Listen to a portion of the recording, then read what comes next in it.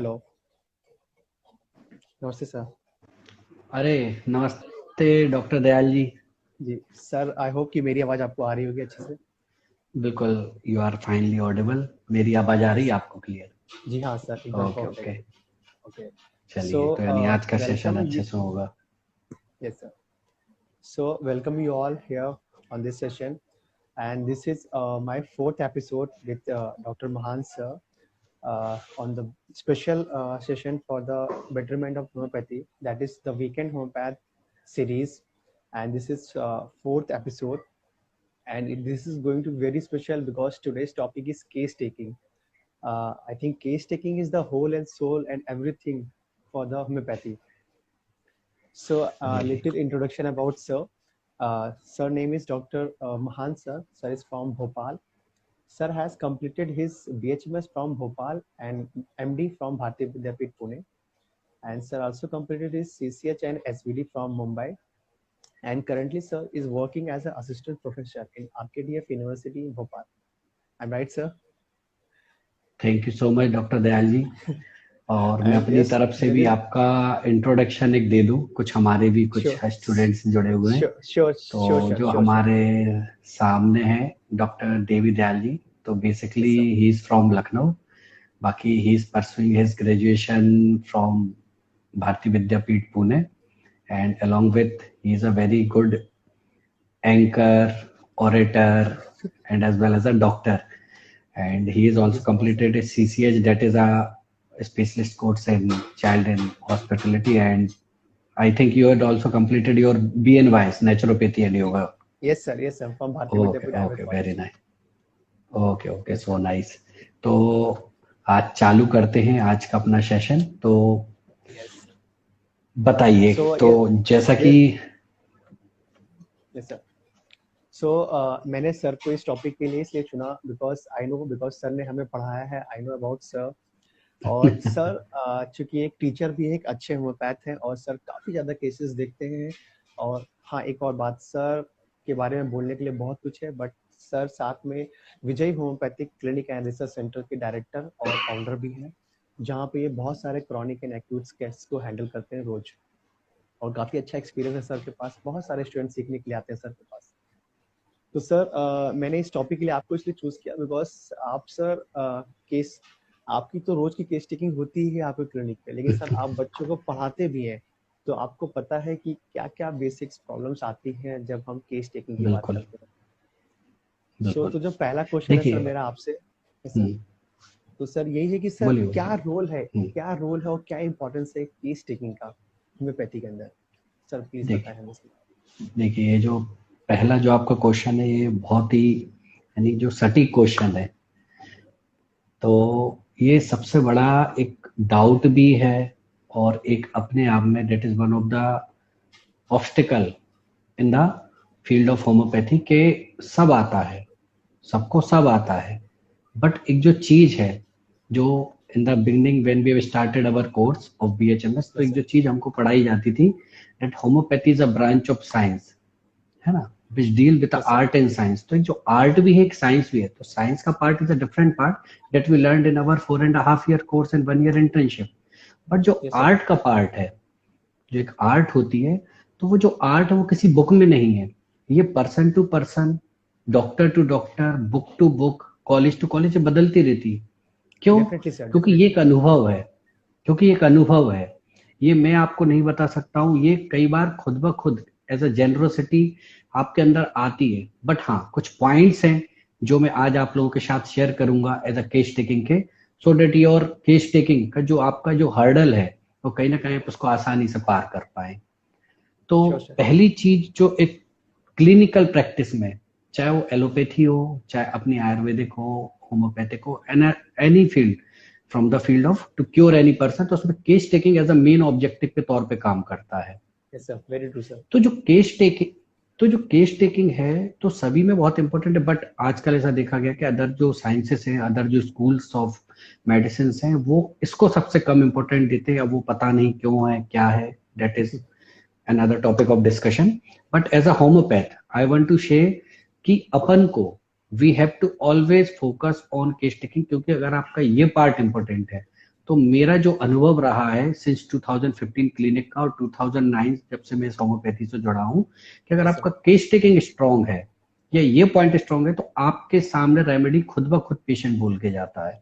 जो हम लोग बच्चों को यहाँ सिखाते भी हैं कि बस आप केस टेकिंग पे फोकस करिए, और एक जो उसका एक जो बोलते हैं ना कि समुद्र में आप निकल गए तो नाव होनी चाहिए और एक आपके पास एक कांटा होना चाहिए मछली पकड़ने के लिए। तो गुड ये जो एग्जांपल सर। केस टेकिंग है आप, तो ये जो केस टेकिंग है वो नाव का काम करेगी, और जो मटेरिया मेडिका है वो कांटे का। तो लेकिन कांटे की भी जरूरत तब होगी जब आप एक सही नाव में सवार होंगे। तो अगर प्रॉपर केस टेकिंग रहेगी तो जब आप आपके एम पर पहुंचेंगे तो उस कांटे की मदद से आप एग्जैक्ट रेमेडी को बिल्कुल शॉर्ट आउट कर पाएंगे। ठीक है। तो पहली चीज that we try to understand patient and his complaint by a comparative and sensitive case history. तो सबसे पहली चीज जो हमको अपने पेशेंट में चेक करनी है या पता करनी है, तो हमको अपने पेशेंट को पूरे तरीके से जानना पड़ेगा। ठीक है। तो उसकी कंप्लेंट एज अ होल, जिसको एक जो वर्ड पूरे होम्योपैथी को जो लेके आगे बढ़ा है, एज अ होल बोलते हैं, होलिस्टिक हीलिंग। तो उसको ही हमको दिमाग में रखना है कि हमको कोई मतलब नहीं होना चाहिए that the patient come of a cancer, of a coryza, of a any hereditary disease. Firstly we have to take him as a unprejudiced observer, कि हमको उसको फील लेना है कि नहीं ये हमारे लिए न्यू केस है और हमको उसी हिसाब से इसको प्रोसीड करना है। दूसरी चीज जो सबसे ज्यादा इंपॉर्टेंट होती है किसी भी केस टेकिंग में, इन होम्योपैथिक केस टेकिंग में, we have to understand the materia medica with that particular picture of the patient. क्योंकि हमको एक सिंपली, मैं आज आपको सिर्फ केस टेकिंग अपने आप में, क्योंकि एक इतना बड़ा सब्जेक्ट है, सर बहुत बहुत सर। है ना, क्योंकि एक इतना बड़ा सब्जेक्ट है कि अपन उसमें सप्ते भर भी बात करें तो बहुत कम रहेगा। बट आज जो अपन कुछ बेसिक पॉइंट जो आप डायरेक्ट आपके क्लिनिक, जो बच्चे इंटर्न है वो डायरेक्ट अपने हॉस्पिटल्स में, जो प्रैक्टिशनर है वो अपनी क्लिनिक में उसको डायरेक्ट यूज कर सकते हैं। तो आपको सिर्फ कुछ नहीं करना, you have to just compare the materia medica जो आपके पास, जो आपने पढ़ी थी, और एक जो सामने आपका पेशेंट है। जब वो दोनों पिक्चर क्लियर हो गई, then you are going for that particular remedy. वो आपको खुद बिल्कुल क्लियर बोलते हैं ना, एक मिरर इमेज दे देगा कि आपकी रेमेडी है वो आपका पेशेंट, और आप बस उसके ऊपर आगे बढ़ जाइए। थर्ड चीज जो है, to understand the application of knowledge of drug picture to the patient picture. तो इसी के अंदर आप कॉम्प्रोमाइज कर सकते हो उसको। और जो सबसे मेन चीज है किसी भी केस टेकिंग की, कि we have to try to assess the followup. तो केस टेकिंग का जो एक बहुत ही महत्वपूर्ण पहलू बोल सकते हैं, या कोई एक उसका एक पॉइंट बोल लीजिए, कि अगर जैसे एज अ मैं फिजिशियन हूँ, एज अ पेशेंट है, अगर आप मेरे से दवाई लेके जाते हैं, दवाई लेके आप चले गए हैं, अब मेरे को क्या पता है कि मैंने जो दवाई दी है दैट इज करेक्ट और नॉट, दैट मेडिसिन जो मैंने आपको दी है वो रेमेडी है कि नहीं है। क्योंकि ये है ना कि जब तक वो मेरे पास है, मेरे क्लिनिक में है, जब तक मैंने नहीं दी वो एक मेडिसिन है। जैसे वो आपके पास गई और आपसे उससे क्योर हो गया, then it is become a remedy. तो वो रेमेडी कब बनेगी, जब पेशेंट सेकंड फॉलोअप में मेरे पास आके बोलेगा डॉक्टर साहब जो दवाई दी थी उसने तो 2 दिन में ही काम कर दिया। तो वो जो फॉलोअप है that is 100% assessable by your case taking. तो जो आपकी केस टेकिंग है उसके थ्रू आप उस चीज में आगे प्रोसीड कर पाते। जो अदर साइंसेस, अदर जो पैथी के स्कूल्स हैं जो इसमें सबसे ज्यादा लैक करते हैं, क्योंकि उनके पास फॉलोअप्स, केस टेकिंग का एक प्रॉपर एक जो भी बोल रहे प्रोफार्मा या उनका गाइडलाइन नहीं होता है, इसी कारण से वहां पर फॉलोअप की काफी दिक्कत होती है। और जो एक होम्योपैथी में सबसे ज्यादा एक गोल्डन रूल या गोल्डन पॉइंट अपने लिए बहुत ही, कितना एक बहुत ही अहम चीज है, कि पेशेंट 5 साल बाद भी आता है और वो काफी खुश होता है कि सर आप 5 साल से मेरी हिस्ट्री रखे हुए हैं। और ये अपने लिए एक रखना चाहिए कि होम्योपैथ को हमेशा केस हिस्ट्री, केस रिकॉर्ड हमेशा मेंटेन करना चाहिए। तो केस टेकिंग हमेशा मेंटेन करिए अपनी क्लिनिक पे, अपनी प्रैक्टिस में। Very important, very important sir, very true. बाकी पूछिए आगे। तो ये कुछ पॉइंट थे जो आपको एक, हाँ नहीं सर, जो आपने बातें बोली इट्स वेरी इंपॉर्टेंट, एंड जो आपने एग्जांपल दिया सर नाव का और इसका, सर मुझे लगता है कि ये बहुत हद तक सही है और ये इम्पोर्टेंट भी है।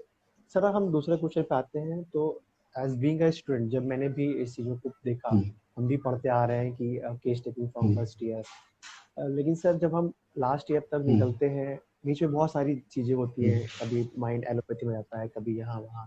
तो सर हम फिर जब बाहर आते हैं हमें ये कंफ्यूजन होती है कि हमने पढ़ा तो था कि एफेरिज्म 82 से 104 तक सब केस टेकिंग दिया हुआ है, लेकिन सर हम जब प्रैक्टिस करते हैं तो सब भूल जाते हैं, सब चीजें नई नई होती हैं। तो सर हम अपने केस टेकिंग को कैसे सीखें, मतलब क्या क्या ऐसे माध्यम है जो हम केस टेकिंग सीखे सर? नो डाउट सर कि हम बुक्स में पढ़ते हैं, मेडिसिन में पढ़ते हैं, ऑर्गेनोन ऑफ मेडिसिन पढ़ते हैं सर, और क्या क्या एग्जांपल्स हैं सीखने के? देखिए सबसे पहली चीज जैसा आपने बताया कि डेड्डा अपने जो ऑर्गनन है, अपनी जो बाइबल है, कुरान है, सब है वो अपनी, तो उसमें सर ने 83 से 104 तक मेंशन किया है सारे रूल्स एंड रेगुलेशन।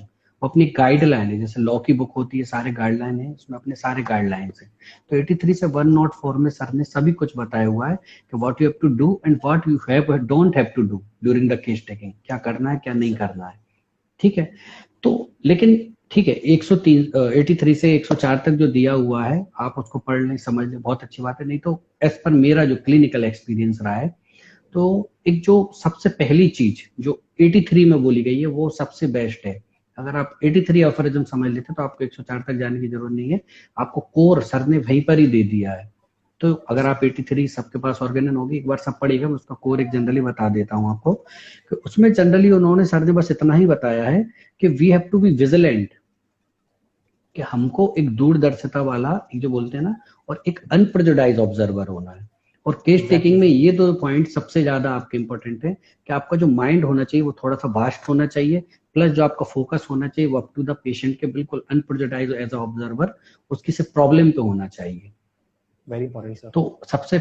तो सबसे पहली चीज जो आपको आपके पेशेंट में देखनी है वो एज अ अनप्रेजुडाइज ऑब्जर्वर ही इसको ऑब्जर्व करना है। कहीं पर भी आपको बायस्ड नहीं होना है, क्योंकि सबसे ज्यादा जो गलती एज अ न्यू बिगनर किसी के भी साथ होती है वो यही होती है कि बच्चे लोग, प्रैक्टिशनर जो भी रहते हैं, वो बायस्ड हो जाते हैं कि नहीं यार, एक केस अपने या 4 केस अपने ईचिंग के ठीक हो गए तो हर बार अपन को सल्फर देनी है, हर बार अपन को स्टॉक देनी, डलका मारा देनी, नहीं। कई बार आपको पता भी नहीं रहता है, वो ऐसी रेमेडी होती है तो नहीं कह रहे ये इससे भी ठीक हो सकता है। तो इसीलिए आपको you always have to be unprejudiced. तो पहली चीज आपको एफोरिज्म या जो भी जनरली तो उनका नॉलेज होना चाहिए, बट उनके जो कोर जो वो कहना चाह रहे हैं वो एक आपके लिए काफी महत्वपूर्ण होना चाहिए। दूसरी चीज कि कभी भी आपको देखिए, जनरली पेशेंट्स आपके पास आएंगे, अगर कैटेगराइजेशन अपन करके देखें तो जनरली क्रॉनिक केसेस होते हैं, एक्यूट केसेस होते हैं in our clinical practice and our life practices. तो दो ही टाइप के पेशेंट्स आपके पास जनरली आते हैं, या तो एक्यूट आएगा या क्रॉनिक आएगा, जो अपन जनरली उसको डिफरेंशिएट कर देते हैं बड़े पैमाने पर। तो जो आपका कैटेगराइजेशन है, तो जो सबसे ज्यादा मेरे को लगता है कि एक आम पेशेंट, सॉरी एक आम जो अपन कॉमनली स्टार्टिंग कर देते प्रैक्टिस से, एक बच्चा फर्स्ट ईयर से आता है तो सबसे ज्यादा वो इन्हीं चीजों में उलझता रहता है कि what is acute, what is chronic, क्या देखें क्या नहीं देखें। तो वो चीज आपको डिफरेंशिएट होना सबसे पहले जरूरी है। तो उसके लिए कुछ पॉइंट्स हैं तो मैं आपको बता देता हूँ। Sure sir. मैंने कुछ बाकी ओवरऑल ऐसा है कि सिर्फ एज पर मेरे जो पर्सनल अभी तक का मेरा जो रहा है एक्सपीरियंस, कि आप सिर्फ यू हैव टू बी, आपको पेशेंस रखना है। आपके सामने पेशेंट है, you have to be patience, बस आपका आधा केस टेकिंग वहीं कंप्लीट है। तो वो जो पेशेंस आपको बना के आप रखेंगे, बस पेशेंट को बोलने दीजिए और आपको कुछ नहीं करना है। You have to just note that particular complaint, उसकी आदतें, उसकी हरकतें। पेशेंट कंप्लेंट तो बता नहीं आया है, लेकिन उसके साथ साथ वो जो बता रहा है, अपन बोलते हैं ना एज अ सब्जेक्टिव सिम्टम, तो that we have to be note, वो आपके लिए सबसे ज्यादा जरूरी है। तो जनरली अगर एक्यूट केस टेकिंग जनरली आप देखें तो एक एज अ डेफिनेशन वाइज देखते हैं, जनरली काफी डेफिनेशन उसकी हैं, क्रोनिक की काफी हैं, पेस शॉर्ट होना चाहिए, तुरंत हुई हो नहीं हो, ये एक्यूट है। बट एक जो सबसे पहली चीज है जो आपको किसी भी एक्यूट केस टेकिंग में आपके, या जनरली पेशेंट आपके सामने बैठा है, तो जो पहला पॉइंट आपके दिमाग में सबसे पहले आना चाहिए कि what you have to ask, कि always try to find the day and date until which the patient was completely all right। वो दिन, वो तारीख, वो समय, वो पेशेंट आपको, या वो जो कंडीशन, क्योंकि ये एक सबसे जो बेनिफिटेड पॉइंट है जो केस टेकिंग में एक्यूट और क्रॉनिक को डिफरेंशिएट करता है, कि एक्यूट में पेशेंट आपको बता पाता है। yes, sir। वो बिल्कुल बता देगा, सर कल शाम को मैंने पानी पूरी खाई थी, उसके बाद से मेरा पेट थोड़ा सा अपसेट हो रहा है। वो घुटने का दर्द नहीं बता पाएगा कि सर हाँ elements from that is to particular जो एलिमेंट्स फॉर्म है उसको याद रहता है। 3 दिन पहले शादी में गया था, 2 दिन पहले पैर स्लिप हो गया था, तब जो मोच आई थी, तो आज दर्द ज्यादा, उस समय तो मैंने वॉर्म वगैरह या विक्स लगा ली थी। क्रॉनिक में वो चीज आप डिफरेंशिएट आसानी से कर सकते हैं कि वो यह नहीं बता पाएगा आपको कि 5 साल पहले, 10 साल पहले मार्च के महीने में 31 तारीख को मेरे को पहली बार घुटने का दर्द हुआ, वो नहीं बता पाएगा। no, sir, no। तो जहां पर है ना, तो जो बहुत ही, तो ये क्रॉनिक और एक्यूट में सबसे ज्यादा डिफरेंशिएटिंग पॉइंट है। तो अगर पेशेंट आपको एग्जैक्ट टाइम डेट बता रहा है, एग्जैक्ट कंडीशन बता रहा है, वो अपने आप में एक एक्यूट कंडीशन है। तो आपको वो चीज को सबसे पहले you have to take on your consideration. Yes, second, sir. Always try to find what could have mental affect the patient just before the onset of the symptoms. तो एक एज अ होम्योपैथी, क्योंकि we are considering as a whole personality Yes, sir. Entity as a whole, कि हमारे लिए body और mind अलग नहीं है। और हमारा ये मानना है कि आपकी अगर माइंड स्वस्थ है तो आपकी बॉडी पे एक पेन तो बहुत बड़ी चीज है, करप्शन भी नहीं आ सकता है अगर आपका पूरे Yes, sir. तरीके से आपका माइंड हेल्दी है। तो वही Mhm. चीज है कि आपको भाई वो नहीं बता पा रहा है कि नहीं नहीं नहीं, तो उससे पूछिए कि आप 2 दिन पहले, 3 दिन पहले, या जब भी आपको तकलीफ हुई उस समय आपके मेंटल पर्सपेक्टिव क्या थे, मेंटल कंडीशंस क्या थी, तो उस पर आप बिल्कुल फोकस कर सकते हैं।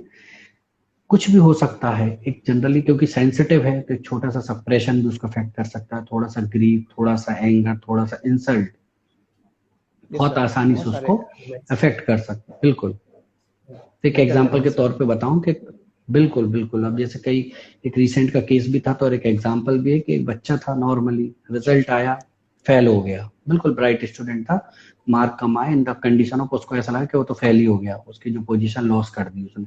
अगले दिन से बुखार, बुखार ऐसा कि उतरने का नाम ही नहीं ले रहा, 102 103 तक। अब आप कितने डॉक्टर को दिखाइए, क्योंकि वो जो कंडीशन थी, तो उन्होंने बोला 2 दिन पहले तक बिल्कुल सही था, बढ़िया खा रहा था, पी रहा था, हम बाहर भी नहीं गए, बाहर का भी इसको कुछ नहीं खिलाया, फिर क्या हुआ ऐसा। तो वही चीज कि we have to ask for that somewhat mental impact. तो उन्होंने बताया हाँ रिजल्ट आया हुआ था। अब ये आपको पता होना चाहिए एज अ फिजिशियन कि हमको ये भी पूछ सकते हैं क्या, भाई उन्होंने बताया कि नहीं भाई कुछ नहीं है, को नाइट आर्सेनिक दे दो, ऐसा नहीं होता है। आप उसका एग्जैक्ट कॉज निकालिए, और वहां पे अगर जो निकलता है उन्होंने कि नहीं, that is sudden shock, sudden grief, जो उसको Yes, दुख sir. हुआ अचानक से, उसके कारण से वो बुखार, बीमार जो भी हो रहा, उसके बाद जो भी आप रेपर्टरी इस चीज में आपके लिए सहायक है, इट इज एड, इसलिए उसको एड बोला गया रेपर्टरी को। Yes, तो sir. हेल्प Very करती है आपको कभी भी। मैं एमडी रेपर्टरी से हूँ, लेकिन मैं उसको हमेशा सेकेंडरी रखता हूँ, मटेरियल वाले पहले हैं, है ना। तो so मटेरियल material is वालों को always हमेशा आगे ही on है ना। तो Yes, sir. क्योंकि सबसे पहले जो डॉक्टर हैनीमैन सर थे हमारे, उन्होंने भी पहले मटेरिया ही आई, रेपर्टरी तो Yes, sir. जरूरत थी, Yes, sir. Materia Because Medica इतने संभल नहीं सारे रही थी, तो medicines, उसको exactly, sir. तो उसको वो हमारे सर, संभालने के लिए एक जो सर तो वो, तो तो ये एज, आप, हाँ हाँ बोलिए। सर आपने एग्जांपल काफी अच्छा दिया, काफी अच्छे से इसको एलेबोरेट भी किया। सर उसमें एक जी। और चीज जानना चाहूंगा कि सर हम्म, जब हम बाहर हम्म, निकलते हैं तो कई बार हमारे हाथ हाँ। ये नहीं होता कि जब हम केस टेकिंग में क्या करें, कैसे सीखें। तो बुक्स तो हमारे हम्म, पास है, no hmm, doubt books are the basic thing. Sir ठीक है। और क्या क्या तरीके ठीक है। हैं बाहर से सीखने के, अलग अलग मेथड हम्म, जो होते हैं, अलग जैसे आपने बोला हम्म, हर एक फिजिशियन का अलग सिस्टम होता है, अलग मैथोलॉजी होती है बिल्कुल सीखने की। तो सर हम बिल्कुल कैसे, बिल्कुल। क्या ऑब्जर्वेशन ज्वाइन करें या क्या करें, इससे हाँ एग्जांपल सर आप बिल्कुल मुझे। बिल्कुल बिल्कुल। देखिए, एक कभी भी किसी भी केस टेकिंग को समझने के लिए आपके पास 3 ही पर्सपेक्टिव है, या तो जनरल लेवल यस सर। पे, या मेंटल लेवल पे, या फिजिकल लेवल पे। पेशेंट आप यस 3 सर। ही तरीके से उसको समझ पाएंगे। अब मैं तीनों का आपको बता देता हूँ कि जनरली के, एक पहला जो आप इसको लेंगे ऐसा मेंटल मेकअप। तो मेंटल मेकअप में वो सारी चीजें आ जाएंगी जो पेशेंट की related to its mental condition रहेंगी। फिर देन आते हैं उसके कुछ जनरल, उनको और थोड़ा सा डिफरेंशिएट करके बताऊंगा, ओरली मैं आपको बता रहा हूँ। और फिजिकली में उसके सारे फिजिकल्स के जितने अपीयरेंस से लेके, उसके दिखावे से लेके, बॉडी बिल्ड से लेके, सभी उसमें आ जाएंगे। और तीसरी चीज जो यस सर। रहती है वो तो उसका जनरल मेकअप, तो उसकी हैबिट्स, आदतें, खाना पीना, thirst, thermal, all are considered under general makeup. तो जो 3 मेकअप है, इन्हीं 3 मेकअप के अंदर आपको, जैसे आपने पूछा क्वेश्चन काफी अच्छा कि नए रहते हैं, कहाँ से पढ़े, कहाँ से सीखे, मैंने वही आपको बताया ना एग्जैक्टली। कि आप जितनी जगह से सीखेंगे उतना कंफ्यूज होंगे। मैं वही चीज बता रहा हूँ जो मैंने अपनी एजुकेशन में, मैंने अपने पर्सनल जो प्रैक्टिस में यूज की है। जितना कितना more study more confusion, no study no confusion, तो आप बीच में ही यस रहिए, सर। जितना पढ़ा है उसी को फॉलो करिए। तो आपने एक चीज ओके सर। सीखी है ना, आप उसी एक चीज पे बने रहिए। आप जितना ज्यादा सीखेंगे उतना ज्यादा आपको कंफ्यूजन, क्योंकि हर किसी के अपने मत हैं। मैंने बताया ना, आर्ट है, यस सर। कोई उसी गिटार से यस कुछ सर। भी बजा सकता है, और कुछ उसी गिटार से कुछ अलग तरीके की धुन निकाल सकता है। तो अगर आप किसी को हर तरीके को फॉलो करेंगे तो आप, आपका केस कभी पूरा नहीं हो पाएगा आपका। तो यस सर। आप एक आपका व्यू बनाएं। तो आज मैं आपको कुछ थोड़े से जनरल टिप्स, जो एक ओवरऑल सभी लोग उस पर अमल कर सकते हैं, यूज कर सकते हैं। तो यस सर। पहला जो मेंटल श्योर। मेकअप है, यस सर। तो मेंटल मेकअप में जो सबसे पहली चीज है या पहले फिजिकल से चालू कर देते हैं जनरली। तो एक फिजिकल में अगर आप देखें तो एक फिजिकल्स क्या है, फिजिकल अपना एक अपीयरेंस हो गया, एक जनरल, एक हर चीज से लेके आपके बाल से लेके आपकी स्किन से लेके हर चीज एक फिजिकल मेकअप के थ्रू आप उसमें असर्ट कर पाएंगे, या जो बोलते हैं ना, एक अपन देख सकते हैं। तो पहली चीज, जैसे अगर आप कॉमन एक आपको एग्जांपल दूं, जैसे हेयर्स, ठीक है। अब हेयर से अब आप कहेंगे सर पेशेंट आया है जनरली, अब अपन ने काफी मटेरियल मेडिकल में पढ़ा हुआ है कि ऐसा होता है, पेशेंट वैसा होता है, कॉन्स्टिट्यूशनली पढ़ते हैं ना अपन लोग। तो वहां पर आपको वो ऐसा नहीं कि वो कुछ भी दिया हुआ है, वो बहुत साइंटिफिक है। बट लोगों को आजकल ऐसा लगता है अरे यार ऐसा थोड़ी ना, हम इतनी सारी पर्सनैलिटी को कैसे याद रखें, 5,500 से ज्यादा मेडिसिन होम्योपैथी में, हम इनको कैसे याद रखें। आपको याद नहीं रखना है, यू हैव टू जस्ट, आपको उनमें डिफरेंशिएट करके रखना है। जब पेशेंट आपके सामने आता है वो खुद ब खुद बताता है कि मैं ये रेमेडी, जैसे एक हेयर का एग्जांपल दूं कि डिफरेंट टाइप ऑफ हेयर्स होते हैं, तो वो अलग अलग कहीं ना कहीं रेमेडी को डिफरेंशिएट करते हैं। जैसे थिन, पतले, thin, smooth and well placed hair, बिल्कुल बाल उसके बिल्कुल, वो पेशेंट आया जैसे बहुत, एक आपने बहुत कॉमन एग्जांपल है, छोटे बच्चे रहते हैं तो आप देखिए उनकी मम्मी उनको तैयार करके भेजती है, तो कई बच्चे ऐसे रहते हैं तैयार करके उनके बिल्कुल बालों को बिल्कुल कॉम करके भेजा स्कूल, विद इन 10 मिनट जैसे ही वो उसके तांगा या साइकिल से जा रहा है ऑटो से, 10 मिनट में उसका पूरा हुलिया बदल जाता है। स्कूल से आते तक तो आप उसको पहचान ही नहीं पाएंगे। और वहीं एक ऐसा बच्चा भी होगा कि जिस तरीके से उसके बाल उन्होंने सेट करके भेजे, वो स्कूल में भी लगभग आते हैं उसके वही हेयर स्टाइल, कपड़े बिल्कुल नोट किए हुए, बिल्कुल हर चीज परफेक्ट रहेगी, वो एक अलग पेशेंट है। तो कहीं ना कहीं पेशेंट जब आपके पास आता है, जिसमें होता है ना फॉलोअप, कई बार पेशेंट अपने फॉलोअप में, कई बार अपनी सेकंड सिटिंग में कई सारी रेमेडीज को रिकन्फर्म कर देता है कि आपने जो दी वो बिल्कुल सही है। तो जैसे well placed hair, thin, smooth, बिल्कुल अच्छे से, कहीं ना कहीं एक फास्टिडियसनेस शो करते हैं, एक उसका व्यवस्थित जो उसकी चीजें हैं, फास्टिडियसनेस से फास्ट नहीं होता है। तो कई सारे जो हमारे व्यूअर्स उनको बता दूं, तो लोगों को लगता है फास्टिडियसनेस एक जो रुब्रिक, उसका मतलब होता है पेशेंट फास्ट होता है, ऐसा नहीं है। फास्टिडियस का मतलब है दैट द पेशेंट इज व्यवस्थित, है ना, एक जो कहते हैं सिस्टमेटिक, हर चीज उसकी सटीक होती, जो आर्सेनिक का एक बहुत ज्यादा कैरेक्टर है। आपने पढ़ा होगा fastidious is a 3 mark symptom rubric of arsenic. तो आर्सेनिक में आपको इस टाइप के हेयर्स जरूर मिलेंगे। तो आपको पहले तो फिजिकल मेकअप में उसका हेयर्स हो गया, ठीक है, डिफरेंट टाइप ऑफ उसकी। अब एक बहुत ही कॉमन चीज अगर मैं देखूं, एक मेरे पास अभी रिसेंट का एक केस था, जैसे एक हाइट हो गई, ठीक है। अब हाइट से आप बोले कि हाइट से सर हम कैसे पता कर सकते हैं पेशेंट, हाइट क्यों इंपॉर्टेंट है भाई, नापते हैं ना कई जगह तो मेजर भी किया जाता है, इतनी हाइट कम, इतनी क्यों जाती। अब हाइट को आपको क्या करना है, उसकी एज से रिलेटेबल करना है। भाई एज कम है, ठीक है, कोई प्रॉब्लम नहीं, हाइट छोटी है, बड़ा हो जाएगा, बड़ी हो जाएगी। अभी जस्ट एक केस था हाइपोथायराइडिज्म का, उसमें बच्ची थी 14 साल की थी, मुश्किल से उसकी हाइट थी 3.5 फीट। तो वैसे कोई उसको देखेगा कुछ भी समझ में नहीं आ रहा है, लेकिन वो जब केस को डायग्नोस करेंगे तब आपको समझ में आया that is due to somewhat disease. तो डिसीजेस भी कई सारी चीजों को ऐसा उसके बोलते हैं कॉमन सिम्टम्स के तौर पे आगे बढ़ाते हैं। तो हाइट वगैरह भी हमारे लिए बहुत, तो हमको उसका हाइट का, जैसे कई सारी रेमेडीज हैं जिसमें बहुत ज्यादा टॉल हाइट या मोर देन द टॉल, उनके घर में कोई इतना लंबा नहीं, कई सारे उनने बड़े बड़े, तो कैलकेरिया फॉस होगा, ट्यूबरकुलिनम हो गया, फॉस्फोरस हो गई, these are the some basic remedies जिनमें आपको पेशेंट की हाइट काफी ज्यादा मिलती है अगेंस्ट द उसके जो पेरेंट्स का जो जेनेटिक लेवल्स होता है। वहीं कई उनके वेराइटाज हो गए हैं, कई कैलकेरिया कार्ब हो गए हैं, सल्फर्स हो गए हैं, तो इनमें आपको कई बार उनकी हाइट बहुत स्टैंडर्ड मिलेगी, कम भी मिलती है। तो ये भी कहीं ना कहीं अपने आप को एज फिजिकली, कुछ फिजिकल्स के जो आपको वहां पे गाइड कर पाएंगे क्या, जब, क्योंकि देखिए कैसा रहता है, जब आप कोई भी केस लेते हैं, रेमेडी सिलेक्ट करते हैं, तो आपके ग्रुप ऑफ रेमेडीज आती है, कभी भी सिंगल रेमेडी नहीं आएगी। तो जो ग्रुप ऑफ रेमेडी लास्ट में रेपर्टरीज के थ्रू आते हैं, तो जो एक single remedy that we have to confirm, तो ये कुछ आपके एक बोलते हैं ना माइलस्टोन मार्क हो जाते हैं कि इनके बेसिस पे आप काफी आसानी से उसको देख सकते हैं। तो बॉडी बिल्ड्स हो गया, उसका अपीयरेंस हो गया, पोस्चर्स हो गए, जैसे कई सारे होते, पेशेंट आया है, कई बार पेशेंट ऐसा बोला जाता है कि इन द केस टेकिंग जब आप पढ़ेंगे, सर ने बोला है, डॉक्टर हैनमन सर ने, कि सिंस फ्रॉम द बिगिनिंग में कैसा कि जब पेशेंट आपके क्लिनिक में आया है, और आज के समय में तो फोन, उस समय तो थे नहीं सर के समय सेल फोन्स, आज है, तो आपकी केस टेकिंग तो सेल फोन से ही चालू हो जाती है कि पेशेंट का जो अंदाज है अपॉइंटमेंट लेने का, जो पूछने का, सर आप बैठे हैं क्या, आ रहा हूं मैं, वो एक अलग है। और एक 4 बार पूछ रहा है, सर आपको डिस्टर्ब तो नहीं कर दिया, क्या मैं आपसे 2 मिनट बात कर सकता हूँ सर मेरे को, तो वो that is a different kind of remedy. तो आपकी केस टेकिंग तो वहीं से चालू हो जाती है, सिंस दैट फोन कॉल से। तो वहां पर तो यस उसका सर, यस बैठने सर। का तरीका, पोस्चर तो प्लेटिना के, अर्जेंटम के, सल्फर के, सबके काफी। तो सबसे ज्यादा अगर कभी आपको देखना हो, जो बोलते हैं ना एक बैठने के तरीके, पेशेंट अगर आपको जज करने हो, तो जब आपके वाइवाज होते हैं मेडिकल के यस या सभी कॉलेजों यस के जो प्रैक्टिकल, उसमें आप सिटिंग पोस्चर देखना, तो बहुत ज्यादा तो एंजाइटी वाला होता है। यस ठीक सर। है, बहुत ज्यादा, हद से ज्यादा एंजाइटी वाला है। और बिल्कुल घबराहट है, क्या पढ़ा क्या नहीं पढ़ा, बिल्कुल जाके जो एक्सटर्नल होगा बिल्कुल स्ट्रेट होके बैठ जाएगा। और जो उसकी ब्रेंच है बिल्कुल उसके कॉर्नर पे बिल्कुल ऐसे कि जी सर बताइए। तो वो क्यों, वो बहुत ही ज्यादा हाइपर एंजाइटी वाला है, दिन भर से घबरा रहा है, क्या होगा क्या होगा क्या होगा। तो रेमेडी आप वहीं से यस सर। कंफर्म कर देंगे, he is anxious person, he is anxious remedy.